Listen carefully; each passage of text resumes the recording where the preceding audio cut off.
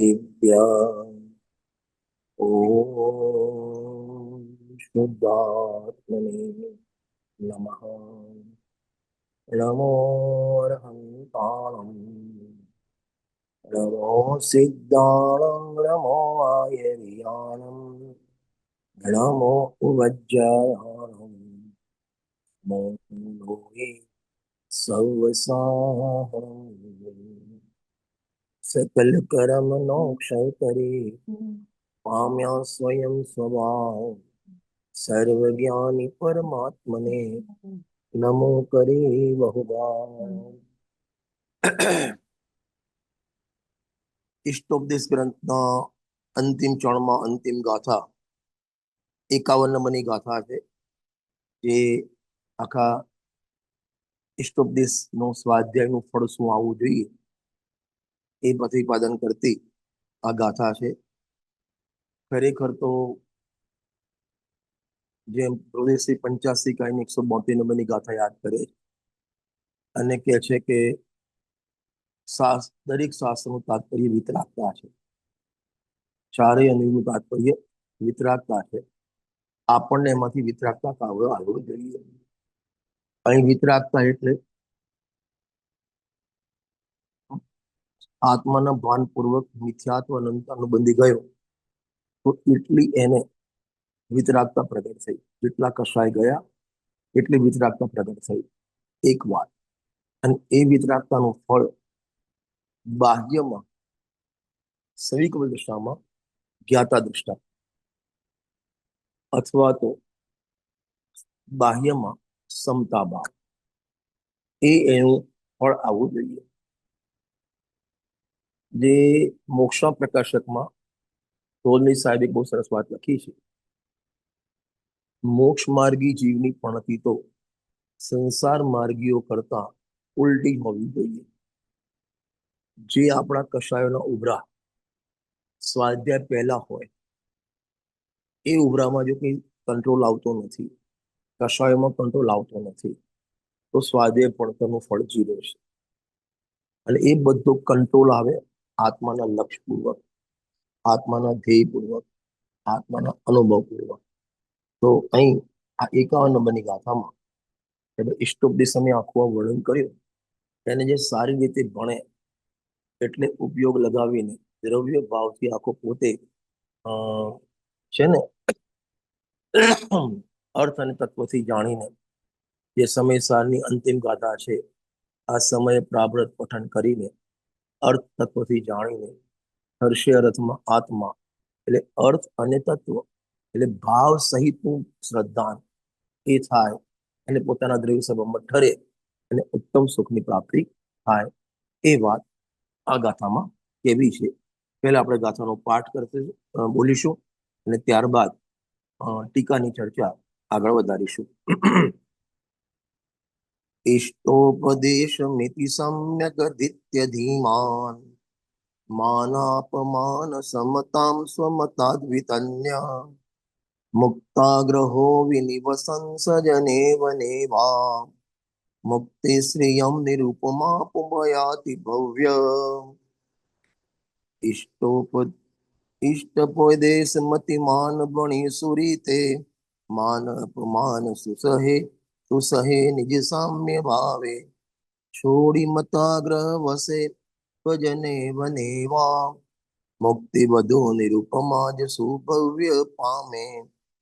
એમાં આપણે ટીકા ની 3 લાઈન થઈ ગઈ હતી. ચોથી 5મી લાઈન શરૂ કરીએ છીએ. તેનો સમ્યક પ્રકારે એટલે ટીકાની ચોથી લાઈન. 3 લાઈનનો આપણે અર્થ થઈ ગયેલો હતો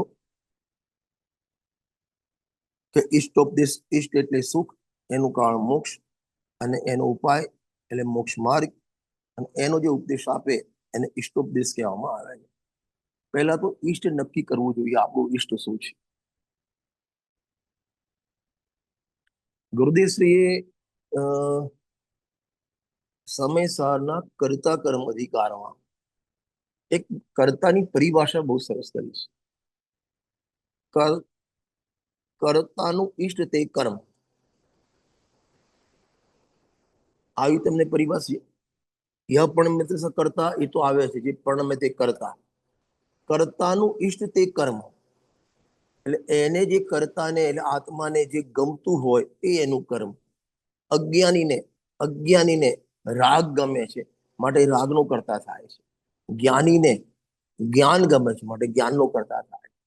એટલે ગુરુદેવે પરિભાષા આપી, કર્તાનો ઈષ્ટ એ કર્મ, અને અજ્ઞાનીને એને ઈષ્ટ, એને શુભ ભાવ અશુભ ભાવ વિષય ભોગ એ એને ઈષ્ટ છે. અજ્ઞાન અવસ્થામાં એનો કરતા થાય. પહેલા તો આપણે નક્કી કરવું જોઈએ આપણું ઈષ્ટ શું છે, આપણું ગોલ શું છે. તો ઈષ્ટ એટલે સુખ. શ્રીમદજીએ બહુ સરસ વાત કરી છે, સુખ ને ઈચ્છે તે જડ. દરેક વ્યક્તિ કીડીથી માંડીને ઠેઠ દેવ સુધીના કોઈ પણ વ્યક્તિ કોઈ પણ ક્રિયા કરે એ સુખ માટે કરે. મોક્ષ પ્રકાશકમાં ચોથો અધિકાર એક બહુ સરસ વાત કરી છે, પ્રયોજનભૂત તત્વ, એમાં ચર્ચા કરી છે. તમને ખબર છે, એક પ્રશ્ન પૂછું, તત્વ કેટલા? 2 5 2 7 5 9 9 તત્વ કેટલા? આમ 7 પણ 2 પુણ્ય અને પાપ વધારે, બીજા આપણે 2 કહીએ ઉમેર્યા. તત્વાર શ્રદ્ધાનમ સમ્યક દર્શન. મારો પ્રશ્ન સિમ્પલ છે, તત્વ કેટલા? 7 7. બીજું કોઈ? 2. બીજું કોઈ? 1. બીજું કોઈ? પ્રયોજનભૂત ને અપ્રયોજનભૂત, એટલે એ તત્વ તો એક ભગવાન આત્મા જ. તત્વ તો આનંદ છે, તત્વ આનંદ છે, અને એમાં મોક્ષ માર્ગના પ્રયોજનમાં 7 તત્વ. બરાબર. પહેલા તત્વ કેટલા એ નક્કી કરવા માટે તમારે પ્રયોજન નક્કી કરવું પડે. શેના પ્રયોજન માટે તત્વ? તમારે દુકાન ખોલવી છે, તમારા માટે પ્રયોજનભૂત દુકાનનું કાપડનું એ તત્વ તમારું થઈ ગયું. મોબાઈલ લાવવો છે, મોબાઈલ સંબંધી નોલેજ એ તમારું તત્વ થઈ ગયું. અને આપણે અહીં ત્યાં લખ્યું તમારું પ્રયોજન શું, પહેલા નક્કી કરો. તો ત્યાં લખ્યું દુઃખ દૂર કરવું અને સુખી થવું તે મારું પ્રયોજન. બરાબર. અને પછી આગળ પંડિત સાહેબે લખ્યું, જે તત્વોની સમ્યક શ્રદ્ધાથી આપણું દુઃખ દૂર થાય અને આપણે સુખી થઈએ એને પ્રયોજનભૂત તત્વ કહેવામાં આવે. આખો વિષય વાંચો તો પછી એમાં આપણું લખ્યું ને, જો આ જીવને પ્રયોજન તો એક જ છે, સુખ, મને દુઃખ ન થાય અને સુખની પ્રાપ્તિ થાય, બીજું કોઈ પ્રયોજન નથી. આ પ્રયોજન માટે આ 7 તત્વનું શ્રદ્ધાંશ જરૂરી. માટે 7 તત્વને પ્રયોજનભૂત તત્વ કીધા. એમને પ્રશ્નનું હેડિંગ જ આપ્યું છે, પ્રયોજનભૂત તત્વ. અને એમાં બહુ સરસ વાત કરી છે, જેમ કોઈ વ્યક્તિ, એટલે દ્રષ્ટાંત મારી દ્રષ્ટિએ કહું છું, જેમ કોઈ લેડીઝ છે, હવે એને ઘર ચલાવવા માટે રસોઈ કરવી આવડવી જોઈએ અને આખું ઘર ચલાવતા આવડે, એ એના માટે પ્રયોજન છે. ઇંગ્લિશનું જ્ઞાન હોય ના હોય ચાલે, કારણ કે ઇંગ્લિશ ઘર ચલાવવા માટે પ્રયોજન નથી. મારે કાપડની દુકાન છે, કાપડ સંબંધી નોલેજ મારા માટે પ્રયોજનભૂત છે. પછી બીજું કોઈ નોલેજ ના હોય ને તો પણ ચાલે. એક મોબાઈલમાં કેટલા ફિક્ચર આવે, કેટલા જીબી આવે, કેટલું એનું આ આવે, એ મને નોલેજ ના હોય તો મારા કાપડ ધંધામાં કઈ ફરક ના પડે. એમ આપણે મોક્ષ માર્ગમાં પ્રયોજન સતત સાથ છે. પ્રયોજન નક્કી કરો, આપણું પ્રયોજન શું છે. દુઃખ દૂર કરવું અને સુખી થવું એ પ્રયોજન. અને સવારથી સાંજ આપણે જે પણ આપણો પ્રયત્ન કરીએ છીએ, વિકલ્પ કરીએ છીએ કે 12માં ક્રિયા કરીએ છીએ સુખી થવા, ખબર નથી સુખ ક્યાં છે, ખબર નથી. દુઃખનું મૂળ કારણ શું છે ખબર નથી, પણ આપણે પ્રયત્ન તો દુઃખ દૂર કરવા અને સુખી થવા માટે કરીએ છીએ. સવારે બ્રશ કરે, ચા પીવે, નાસ્તો કરે, જમે, ફરે, પાછું સુઈ જાય, રાતે સુઈ જાય, આ બધું શેના માટે કરે? સુખી થવા માટે. પણ એને ખબર નથી સાચું સુખ શું છે, એટલે જ્યાં સુખ નથી ત્યાં જવા મારે. એટલા માટે એમને લખ્યું છે ઈષ્ટ એટલે સુખ. ઈષ્ટ એટલે સુખ, અને એ સુખનો જે ઉપદેશ આપે એને ઇષ્ટોપદેશ કહેવામાં આવે. એ 3 લાઈનની ચર્ચા આપણે થઈ ગઈ હતી. હવે એનાથી મારે આગળ આજે જવું છે. જો તેનો સમ્યક પ્રકારે, તેનો એટલે આ ભગવાનના ઉપદેશનો, ઇષ્ટોપદેશનો સમ્યક પ્રકારે મળ્યું. હા, તેનો સમ્યક પ્રકારે એટલે કે વ્યવહાર નિશ્ચય દ્વારા અભ્યાસ કરીને. આવું કેમ લખ્યું? સીધો નિશ્ચયનો જ અભ્યાસ કરવાનો હતો, વ્યવહારનો અભ્યાસ કેમ કીધો?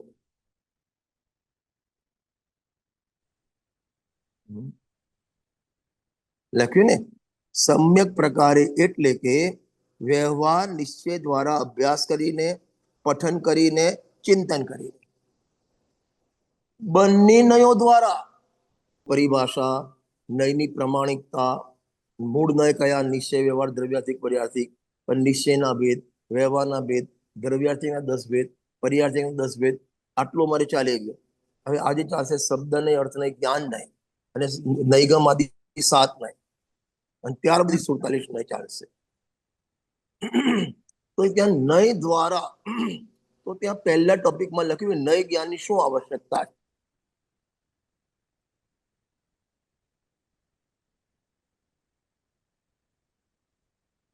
અને એમાં ગજબની વાત તમને કહું કે પર્યાર્થિક નયના 6 ભેદ છે, એમાં 5મો ને 6ઠ્ઠો ભેદ છે પર્યાર્થિક નયનો, બરાબર. અને એમાં લખ્યું છે 4 ભેદ હું તમને બતાવી કહું છું.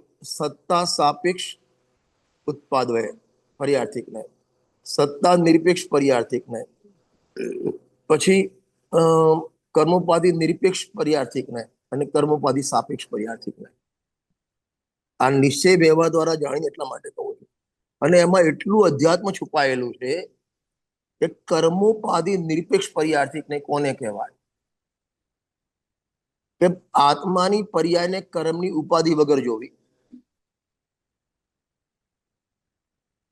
પ્રવચન સારની 80 નંબરની ગાથામાં જે અર્યંતના દ્રવ્ય ગુણ પર્યાયથી આપણા દ્રવ્ય ગુણ પર્યાય મેળવ્યા છે, બરાબર. હવે ત્યાં દ્રવ્ય ગુણ તો બંને સરખા છે, બરાબર છે. હવે પર્યાયમાં ફેર છે કે નથી ફેર? બતાવો, મારે એ પૂછવું તમને.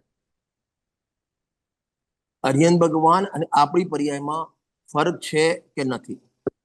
નથી, કે એમનો બી પર્યાયનો પ્રવાહ ચાલે છે ને મારો બી પ્રવાહ ચાલે છે. તો ત્યાં આ બંને નયનું કામ આવે. કર્મોપાધિ સાપેક્ષી જો તો ફરક છે. કર્મની અપેક્ષાથી સાપેક્ષ જો આપણે સંસારી એમ આપણે મતિ શુદ્ધ જ્ઞાન ત્યાં કેવળ જ્ઞાન, આ બધે જે કમ્પેરિઝન કર્મોપાધિ સાપેક્ષ પર્યાય છે. મતિ જ્ઞાન, શુદ્ધ જ્ઞાન, અવધિ જ્ઞાન, મનોપર્યાય, કેવલ જ્ઞાન, આ બધી એ પર્યાયોને કર્મની ઉપાધિથી જુઓ તો આ 5 દેખાય. હવે એ જ વખતે કર્મની ઉપાધિ ન જો તો જ્ઞાન જ્ઞાન જ્ઞાન દેખાય. તો આપણે અર્યતના દ્રવ્ય ગુણ પર્યાયથી કર્મોપાધિ સાપેક્ષી જોઈએ તો ફરક છે, અને કર્મોપાધિ નિરપેક્ષી જોઈએ તો ફરક નથી. બોલો, આ કેટલી સરસ નય છે. બે પર્યાર્થિક નયની વાત કરું છું. જો સાપેક્ષ નિરપેક્ષ ખબર પડે તમને. આપણે દાખલા તરીકે તમારે અમેરિકામાં 26/11 નું કઈ હું બોલો જોતો ને અમુક વર્ષ પહેલા 26 નવેમ્બરે એવો કઈક પેલો ન્યુયોર્કમાં ન્યુયોર્કમાં 9/11 બરાબર 9/11 જે હોય બરાબર 9/11 બરાબર. હવે એક 9 તારીખ છે, 11મા મહિનાની 9 તારીખ, એ તો તારીખ છે, પણ એ તારીખને ઘટના વિશેષથી જોવી તો એને એ તારીખ ઘટના સાપેક્ષ કહેવાય. સાપેક્ષ. અને 9 તારીખ તો 9 તારીખ છે. આજે મહાવીર ભગવાનનો નિર્વાણ કલ્યાણક મહોત્સવ છે, એમ જોવું તો અમાવસ તો અમાવસ છે, પણ એને એ ઘટના સાપેક્ષ જોવી. તો આપણે દિવસને ઘટના સાપેક્ષ જોઈ નથી જોતા. કોઈ અહીં દાખલા પેલો અમારા પ્લેન ક્રેશ થઈ ગયો હમણાં 15 દિવસ પહેલા, બરાબર. અમદાવાદમાં 300 જણ મરી ગયા. તો એ દિવસને ગોજારો દિવસ કહેવાય. દિવસ તો દિવસ છે, પણ એ દિવસને ઘટનાની સાપેક્ષતા તમે જોઈ. દિવસ હવે એ દિવસમાં કોઈ સારા કામ નહીં થયા હોય. થયા હશે. અહીં 300 માં કોઈના ઘેર 10 વર્ષે છોકરો આવ્યો હોય, હમ. હવે એ દિવસ સારો કે ખરાબ બોલો? દિવસ સારો ખરાબ નથી, પણ કોની જરૂર, કયા આશય દિવસ તો કહેવાય? દિવસ છે, દિવસ છે, પણ એને ઘટના વિશેષથી જોશો તો એ સારો ને ખરાબ દેખાય. અમારે ત્યાં લાઈટ ગયેલી છે એટલે જરા અંધારું દેખાશે તમને. હવે પ્રકાશ આવી ગયો. હા, હવે નીરે વ્યવસ્થા કરી છે. એ બી સાપેક્ષ છે. તો મારી સ્કીન એક તો મારી સ્કીન કાળી અને પાછું અંધારું. હું ક્યાં કાળો ધોળો છું? હા, જુઓ, જ્યારે કર્મોપાધિ સાપેક્ષ ત્યારે અથવા શરીર કહેવાય. સાપેક્ષ વાત ચાલે તે છે. છે એ બરાબર. આ વ્યવહાર નિશ્ચય મારે બતાવો, એ વ્યવહાર નહીં, ખોટી નથી, નથી, ભૂતાર્થ છે. છે. કારણ કે આ શરીરને મારું કેવું, કાળા ધોળા કહેવા, નેમીને ભગવાન કાળા કહેવા, એ અનુપચરિત અસદભૂત વ્યવહાર નહીં છે. અનુપચરિત અસદ વ્યવહાર નહીં છે. જાણેલો પ્રયોજવાન આદરેલો અને એ આદરવાન તો પછીની વાત, પણ પહેલા નક્કી તો કરો. મોક્ષ માર્ગ પ્રકાશકમાં આવે છે. એક વસ્તુ યાદ રાખો, વ્યવહારનો આપણે નિષેધ કરવાનો છે, બરાબર, નિશ્ચયના દ્વારા. પણ તમે સ્થાપન જ નહીં કરો, નિષેધ કઈ રીતે કરશો? વ્યવહારનું સ્થાપન જ ના હોય તો વ્યવહારનો નિષેધ કઈ રીતે?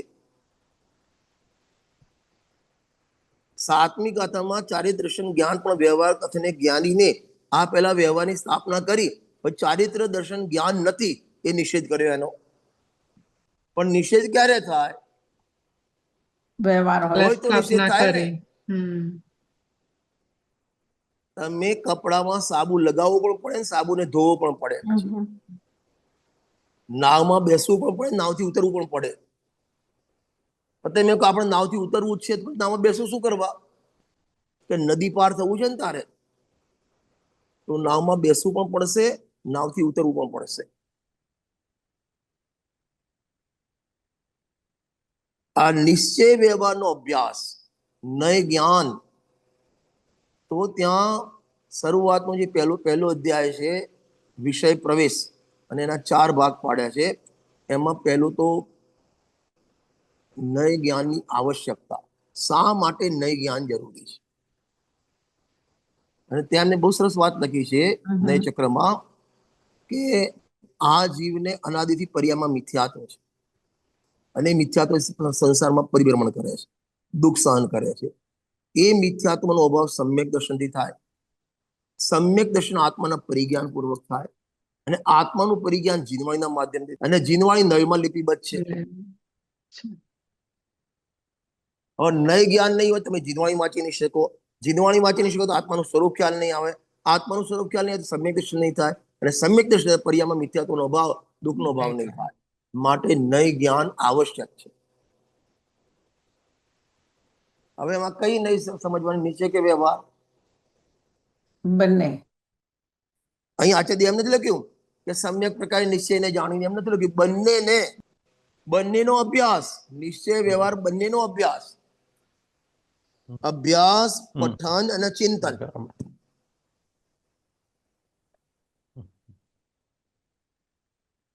કયો ટોપિક કાઢો તમે?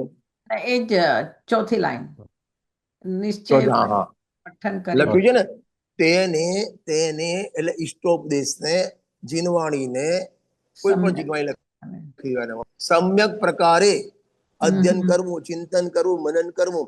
પણ સમ્યક પ્રકારે એટલે નિશ્ચય વ્યવહાર દ્વારા જ્યાં જે નયનું કથન હોય ત્યાં એ પ્રમાણે અર્થ કરવો. જો ગુરુદેવશ્રીના આપણે આદર્શ બનાવવાના. ગુરુદેવશ્રીએ જ્યારે પણ રાગનું કર્તાની ગાથો આવે ને, તો એ વખતેના રાગ તો આત્મામાં છે જ નહીં, રાગ પૂતગલ છે, એ વાત યાદ જ નથી કરી. અજ્ઞાનમાં રાગનો કર્તા તું છો, એમાં ગભરાવાનું નહીં. પછી આચાર્ય દેવે લખ્યું છે અંદર, અને આ નયો ભગવાને કીધેલી છે. સમયસારની 12 નંબરની ગાથા, અને 12 નંબરની ગાથામાં ટીકાના અંતમાં લખ્યું, જો તમે મોક્ષ માર્ગમાં પ્રવર્તન કરવા ઈચ્છતા હો તો બંને નયોને ન છોડો. વ્યવહારને છોડશો તો તીર્થનો નાશ થશે, અને નિશ્ચયને છોડશો તો તત્વનો નાશ થશે. કાઢો 12 નંબરની ગાથા. ચલો હું પણ કાઢી લઉં. પેજ નંબર 26 છે મારામાં. હજુ આ બ્રેકેટ ગાથા પછી અર્થ લખ્યો છે ને નીચે ગાથા નીચે પછીના. નીચે નીચે નીચે બરાબર તમે કાઢી બરાબર. ઉપર જો બ્રેકેટમાં અર્થ લખ્યો ભાવાર્થના ઉપર 3 લાઈન ભાવાર્થના ઉપર હાજી હારે નથી આવ્યું હજી. હા આવી ગયો. હા બસ એ જુઓ. આચાર્ય કહે હે ભવ્ય જીવો તમે જીન મતને પ્રવર્તવા ચાહતા હો તો, એટલે જીન મતનું પ્રવર્તન એટલે ઉપદેશ અથવા અનુભવ કરવા ચાહતા હો તો વ્યવહાર અને નિશ્ચય એ બંનેનો એને ન છોડો. વ્યવહાર અંગીકાર કરવાનો. શું ગજબ કરો છો? હમ કોને નિશ્ચય અંગીકાર કરવાનો, વ્યવહાર અંગીકાર કરવાનો? બંનેને ત્યાં જ્યાં જે બંનેને યોગ્ય જાણીને લાગે. નિશ્ચયને અંગીકાર કરવાનો છે. અરે ભાઈ માર તો એટલો વ્યવહાર અંગીકાર કરવો કે ના કરવો. અંગીકાર કરવો. કરવાની વાત જ કરવો. નથી ને ત્યાં એનો પ્રશ્ન જ અરે નથી. અંગીકાર કરવો, કરવો. અંગીકાર કરવો અને વ્યવહારનું શ્રદ્ધાન કરવું. મોક્ષમાં પ્રકાશકના 7મા અધિકારમાં 257 કે 58 નંબરના પેજ ઉપર લખ્યું છે વ્યવહારનું વ્યવહારરૂપ શ્રદ્ધાન, નિશ્ચયનું નિશ્ચયરૂપ શ્રદ્ધાન. શ્રદ્ધાન બંનેનું તો એ ઇમ્પોર્ટન્ટ છે, વ્યવહાર ને વ્યવહાર રૂપ શ્રદ્ધાન કરવાનું. જાણવું એટલે વ્યવહારનો નિષેધ નથી, વ્યવહારનો નિષેધ નથી. નથી. વ્યવહાર સમજો. વ્યવહારની અપેક્ષા 100% સાચો, સત્ય બરાબર. ભૂતાર્થ. પણ પરમાર્થની અપેક્ષા એ ભૂતાર્થ. હમ. આપણા મગજમાં શું પેલી 11મી ગાથા વ્યવહાર ભૂતા વ્યવહાર ભૂતા વ્યવહાર, પણ એ તો નિશ્ચયની અપેક્ષા એ ભૂતાર્થ.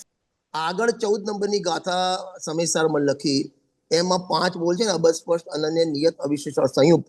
એમાં ટીકાકાર અમૃતદાસ સ્વામીએ 5 વખત વ્યવહારને ભૂતાર્થ સત્યાર્થ લખ્યો છે અને 5 વખત વ્યવહારને અભૂતાર્થ લખ્યો છે. એ પાણી કમલીનું પત્ર પાણીમાં ડૂબેલું છે એ વખતે પાણીના સ્પર્શવા તરફ જોવામાં આવે તો સ્પર્શેલું ડૂબેલું સત્યાર્થ છે, ભૂતાર્થ છે.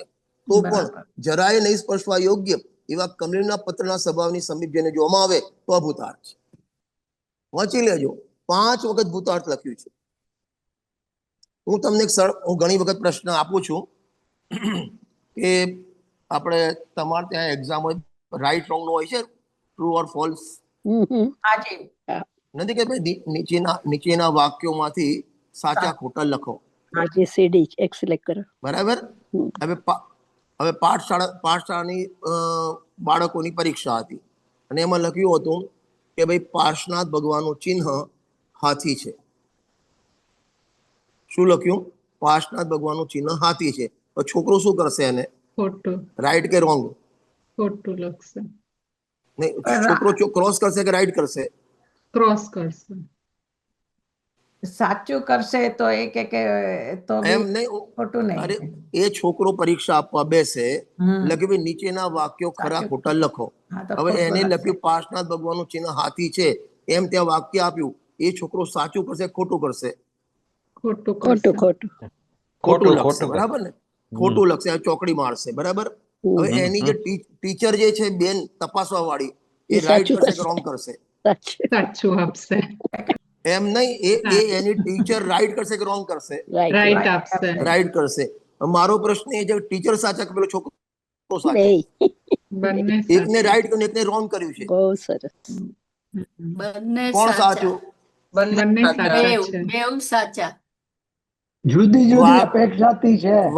વાક્ય ખોટું હતું અને ખોટું લખ્યું એ અપેક્ષા સાચું. એમ વ્યવહાર લઈને કામ આપ્યું છે અને મેળવીને કથન કરવું. ત્યાં 257 નંબરના પૈસા પર લખ્યું વ્યવહાર નહીં સ્વદ્રવ્ય વા પરદ્રવ્ય વા તેમના ભાવો વા કારણ કાર્યાદિકને કોઈને કોઈમાં મેળવીને કથન કરે. હવે એને ધંધો જે છે મેળવીને કથન કરવાનો એ અપેક્ષા સાચો છે, પણ વસ્તુનું એવું સ્વરૂપ નથી. અપેક્ષા ખોટું છે. પણ અહીં ખાસ લખ્યું છે જો તમે જીન 12મી ગાથામાં તમારે જીન મતમાં પ્રવર્તન કરવું હોય, જૈનના મત પ્રમાણે તત્વનું જ્ઞાન કરવું હોય, ઉપદેશ કરવો હોય, અનુભવ કરવો હોય તો બંનેમાંથી એક પણ લઈને ના છોડો. જો વાંચો, જો જીનમતને પ્રવર્તવા ચાહતા હો તો વ્યવહાર અને નિશ્ચય એ બંને લઈને ન છોડો. કેમ સાહેબ આવું કેમ લખ્યું?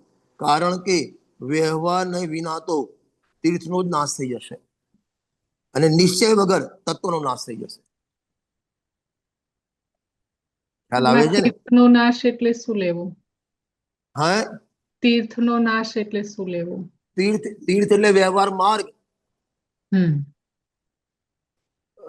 દર્શન નિરૂપણ દર્શન જાત્રા યાત્રા એ આવે એમાં પંડિતજી? બંને આવી ગયા. સદભૂત વ્યવહાર અસદભૂત વ્યવહાર બધું આવી ગયું એમાં. બધો વ્યવહાર માર્ગ જે છે. અરે નિશ્ચય આત્માના આશ્રયે જે નિર્મળ પ્રગટ થયા ને મોક્ષ માર્ગ, એ નિશ્ચય મોક્ષ માર્ગ કહેવાય. અને એના સાથે રહેલા શુભ ભાવને વ્યવહાર મોક્ષ માર્ગ કહેવાય. પણ ત્રિકાળીની અપેક્ષા બે વ્યવહાર છે. બરાબર. નિશ્ચય મોક્ષમાં પણ વ્યવહાર છે. पर्याय रूप से अपना जो अहिंसक जीवन है वो व्यवहार ही है तो है। हैं? अपना जो अहिंसात्मक जीवन है, चर्या है, वो भी व्यवहार ही है। हाँ। शरीर में थोड़ी आत्मा है, आत्मा अलग है। फिर भी वो निश्चय भी नहीं है, व्यवहार भी नहीं है. वो असद्भुत ना, असद्भुत व्यवहार है ना। अरे असद्भुत व्यवहार भी नहीं है. समझाइए। देखो, कोई द्रव्य का नाम निश्चय, कोई द्रव्य का नाम ऐसा नहीं होता. और द्रव्य, कोई द्रव्य की परिणति, उसका नाम निश्चय भी नहीं, व्यवहार भी नहीं. वो तो कथन है, पर कथन की बात है ना। आप चारित्र में नहीं से। नहीं नहीं आप उसका निश्चय कैसे करते हो? कैसे? आप जैसे जैसे पर्याय में राग भगवान की भक्ति का भाव है, ज्ञानी धर्मात्मा को भगवान की भक्ति का भाव है, स्वाध्याय का भाव है, वो निश्चय की व्यवहार. बोलो. वो तो पर्याय हुई, भाव है वो व्यवहार। ज्ञानी तो धर्मात्मा, कथन में, कथन मात्र। अरे मेरी बात, अरे भैया, પૂરા સમજો. જ્ઞાનીની પર્યાયમાં જે શુભ ભાવ છે, સ્વાધ્યાયનો ભાવ, તપનો ભાવ, દાનનો ભાવ, એવો જે શુભ રાગ, એને નિશ્ચય કહેવાય કે વ્યવહાર કહેવાય? કાંઈ નથી વ્યવહાર. કહેવાય. એ તો ભાવ છે. એ તો ભાવ છે. જયારે એમાં જ્ઞાનીની ના વાત થાય. આવે તો વ્યવહાર છે, અજ્ઞાનીને તો એ વ્યવહાર લાગુ બી ન પડે. નિશ્ચયની ના. અપેક્ષાએ હેલો હેલો એને- હેલો હેલો હા, સાંભળો, હવે હું બોલું છું. એને નિશ્ચય પણ ના કહેવાય, વ્યવહાર પણ ના, એ તો દ્રવ્યની પ્રણતિ છે. પરિણતિ. હવે એ જ રાગ ભાવને વ્યવહાર પણ કહેવાય, નિશ્ચય પણ કહેવાય. કથનમાં લાગે. એ રાગ ભાવ શુભ ભાવ છે, આશ્રવ ભાવ છે, દુઃખરૂપ કહેવાય, એ નિશ્ચય છે. આશ્રવ બરાબર. દુઃખરૂપ છે, દુઃખનું કારણ છે, વિપરીત છે, જડ છે, અશુચિ છે, એમ કેવું એ નિશ્ચયનું કથન છે. અને જ્ઞાની ધર્માત્માની સર જોઈ એને મોક્ષ માર્ગ કેવો વ્યવહારનું કથન છે. તો અહીંયા એક પ્રશ્ન થાય છે રજનીભાઈ. પણ કોઈ દ્રવ્યમાં, કોઈ ગુણમાં કે કોઈ પર્યાયમાં એમાં નહીં નથી, એના નિરૂપણમાં નહીં લાગે. હવે એ પરિણામ તમે કઈ રીતે જોવો છો? કઈ અપેક્ષા? જો તમને બરાબર. સિમ્પલ દ્રષ્ટાંત આપું. તમારા કોણ બોલે? ભાઈ બોલે, નામ ખબર નથી મને. ભાવીભાઈ. ના હું તો સામાન્ય પ્રશ્ન પૂછતો હતો કે નિશ્ચય શું વ્યવહારની નામ વાત ચાલે તમારું? છે. મારું નામ ભવી. અરે નામ ને પ્રશ્ન તો એ જ શાંતિભાઈ હતા અને હમણાં શાંતિભાઈ એક જે હોય. શાંતિભાઈ નો હતો, એક મારો બી હતો. એ શાંતિ- તમારા તમારા અવાજ બિઝનેસ, સરખા છે. તમારો બિઝનેસ શેનો છે? રિટાયર્ડ છે. એમના દીકરા શેનો બિઝનેસ છે? એ જોબ કરે. નોકરી ચલો. કરે છે, નોકરી. હવે નોકરી કરો, Computer. તો દ્રષ્ટાંતમાં કામ નહીં લાગે, હા, બરાબર છે. હું તમને ઘરગથ્થુ દ્રષ્ટાંત આપું. ઓકે. તમારા ઘરમાં રસોડું તો હશે જ ને? હાજી. રસોડું હોય, બરાબર. હા. હવે એમાં તમારે ગ્લાસ તો હશે, પીવા છે. માટે, પાણી પીવા માટે બધા ગ્લાસ હશે ને? સ્ટીલ, કાં તો સ્ટીલ હા. ના હોય, કાં તો કાચ ના હોય, બરાબર. હવે એમાં પાણી ભર્યું છે, એક સ્ટીલના ગ્લાસમાં પાણી ભર્યું છે, બરાબર. બરાબર. એટલે પાણી અને ગ્લાસ બે વસ્તુ છે. હવે એમાં નિશ્ચય શેમાં લાગશે, વ્યવહાર શેમાં લાગશે? એકાયમાં નહીં લાગે. એટલે વસ્તુ પાણી glass- પાણીમાં છે, એ નિશ્ચય છે. એક ગ્લાસમાં પાણી ભર્યું છે, એક ગ્લાસમાં પાણી ભર્યું છે, એમાં નિશ્ચય વ્યવહાર હું બધે લગાવીશ, પણ વ્યવહાર ક્યાં લાગશે, નિશ્ચય ક્યાં લાગશે? પા- ચલો હજી સરળ કરું. હજી પાણીનો ગ્લાસ કહીએ ત્યારે વ્યવહાર લાગે. અરે હજી સરળ કરું. અરે હવે પાણીનો ગ્લાસ મેં કીધો, તો વ્યવહાર. બરાબર, એ વ્યવહાર. હવે એ હમ. વ્યવહાર ક્યાં લાગશે, હમ. પાણીમાં કે ગ્લાસમાં? એકેયમાંય નહીં. વ્યવહાર ને માં કથનમાં લાગશે. કથન પાણીનો ગ્લાસ કીધો તે જ કથન થયો અરે એમાં એ वेद પણ को એ व्यवहार વ્યવહાર वेद को ક્યાં बोला લાગશે? व्यवहार है, दोनों में लगा, વ્યવહાર જ લાગશે. दोनों में लगा. અરે પાણી પાણીનો, પાણી છે એ બી સત્ય છે, ત્યાં નિશ્ચય લાગશે. પાણી અરે છે મારી વાત ગ્લાસ સાંભળો, ગ્લાસ પાણી છે એમને એ ગ્લાસ, રજનીભાઈને બોલવા દો.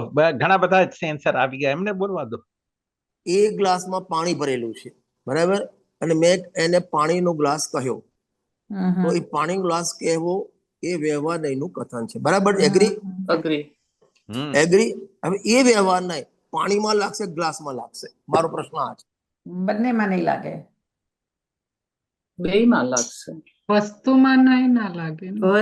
એટલે કઈ અપેક્ષાથી તમે પૂછો છો એના ઉપરથી એનું કોઈ answer આવશે. અપેક્ષા, ગ્લાસમાં કોઈ ગ્લાસમાં hello? લાગશે. વસ્તુમાં ગ્લાસ અપેક્ષા જ પાણીનો નથી. નથી અને એને પાણીનો આરોપ આપવામાં આવે છે. હેલો સાંભળો, બે ના પાણીમાં નહીં લાગે, ના ગ્લાસમાં નહીં લાગે, નહીં હંમેશા જ્ઞાનમાં લાગે, બરાબર. જ્ઞાનમાં લાગે. જ્ઞાનનો અંશ છે. નહીં શ્રુત જ્ઞાનનો અંશ છે, બરાબર, શ્રુત જ્ઞાનનો અંશ. બરાબર? હમ, હમ. તો તમે હવે એ બરાબર. પાણી છે, એ જુઓ, હવે હું તમને કહું છું પાણીનો ગ્લાસ અને ગ્લાસનું પાણી બેમાં શું ફરક છે, બતાવો. બંને વ્યવહારના કથન છે. એકમાં ગ્લાસ પાણીનો ગ્લાસ કેવો, પાણીનો ગ્લાસ કેવો એ પણ વ્યવહારનું કથન, ગ્લાસનું પાણી કેવું એ પણ વ્યવહારનું કથન. કરેક્ટ. એકમાં અને ગ્લાસ બંનેમાં મુખ્ય છે ના ને ગ્લાસમાં નહીં લાગે, ના પાણીમાં નહીં લાગે, હમ, હમ. નહીં તો જ્ઞાનમાં લાગે. બહુ સરસ. એટલે અને પાણી પાણીનો- ક્યાંથી આવ્યું તો એક એક ગ્લાસ Hello? પાણી આવ્યું. પાણીનો ગ્લાસ એ પણ વ્યવહારનું કથન, ગ્લાસનું પાણી એ પણ વ્યવહારનું કથન. બરાબર. હમ. તો ફરક શું રહ્યો બેમાં? એકમાં પાણી બતાવવું છે, પ્રયોજન પાણીનું છે, ગ્લાસનું પાણી, બરાબર. Yes. માટલાનું પાણી, ફ્રીજનું પાણી, ગ્લાસનું પાણી, અને બીજામાં ગ્લાસ હમ. પાણીના માધ્યમથી ગ્લાસ, એકમાં પાણીના માધ્યમથી ગ્લાસ બતાવવો છે, બીજામાં ગ્લાસના માધ્યમથી પાણી બતાવવું છે. બરાબર. બરાબર. મને બરાબર. ખ્યાલ આવે છે? હાજી. એટલે કોઈ પિતા પોતાના દીકરાને કહે કે પાણી લઈ આવો, તો એને હમ. એ કઈ રીતે કરશે? એમને મારે પાણી લાવો. હવે જો હંમેશા પહેલી વસ્તુ એક યાદ રાખવી, કોઈ દ્રવ્યમાં એ થોડુંક એના પરિણામમાં, એની પંક્તિમાં નહીં ના લાગે, હા, કોઈ પણમાં નહીં હંમેશા નિરૂપણમાં લાગે. બરાબર. તમે એને બરાબર. કઈ રીતે જોવો છો, એ એ એ શુભ ભાવ છે, એને આશ્રવ તરીકે જુઓ તો નિશ્ચય નહીં લાગશે. એ શુભ ભાવને જ્ઞાની ધર્માત્માની પણ સાથે જુઓ, મોક્ષમાં સાથે, તો વ્યવહાર મોક્ષમાં કહ્યું તો વ્યવહાર લાગશે. તમે એને કઈ રીતે જોવો છો? હમ. જેમ આ આંગળી છે ને, આ પહેલી આંગળી બંધ કરી દો ને આ 3 આંગળી ખોલી દો, આ વચ્ચેની આંગળી જે અનામિકા કહેવાય, એને નાની કહેવાય કે મોટી કહેવાય?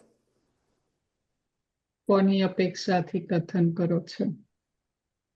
આ ટચલી નાની આંગળી પણ નથી, છેલ્લી છે, મોટી પણ નથી. મોટી ને આંગળી તો આંગળી છે, નાની મોટું કેવું એક સાપેક્ષ કથન છે. અપેક્ષ છે. બરાબર.